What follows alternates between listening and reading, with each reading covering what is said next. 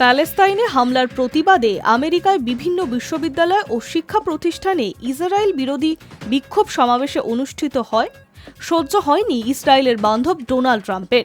ইহুদি বিদ্বেষের অভিযোগ তুলে প্রশাসন বেশ কিছু কঠোর নির্দেশ জারি করে।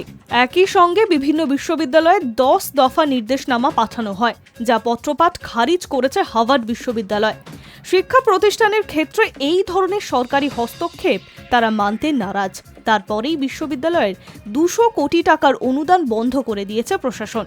শুধু তাই নয়, শিক্ষা দপ্তরের তরফে নোটিশ দিয়ে বহু বিজ্ঞানী ও গবেষককে প্রকল্পের কাজ বন্ধও করতে বলা হয়েছে। তুলে নেওয়া হয়েছে কর ছাড়ের মর্যাদা।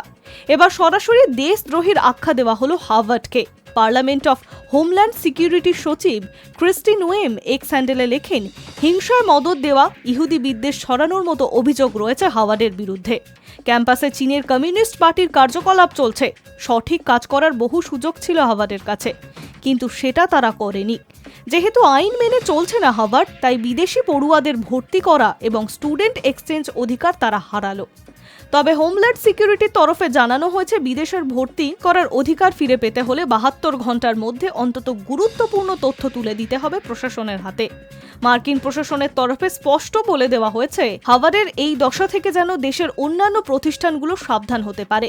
ট্রাম্প প্রশাসনের এই সিদ্ধান্তের পর প্রশ্ন উঠছে, বর্তমানে যেসব বিদেশি পড়ুয়া হার্ভার্ডে রয়েছে তাদের কি হবে? তাদের হয়তো মাঝপথে পড়াশোনা বন্ধ করে দেশে ফিরে আসতে হবে, অথবা আমেরিকার অন্য কোনো প্রতিষ্ঠানে চলে যেতে হবে। তবে হার্ভার্ডের কর্তৃপক্ষ আগেই ট্রাম্প প্রশাসনের বিরুদ্ধে আদালতে গিয়েছিল। বিদেশি পড়ুয়াদের ভর্তি বন্ধ করে দেওয়ার পরেও ট্রাম্প প্রশাসনকে তুলোধনা করেছে হার্ভার্ড। High news network.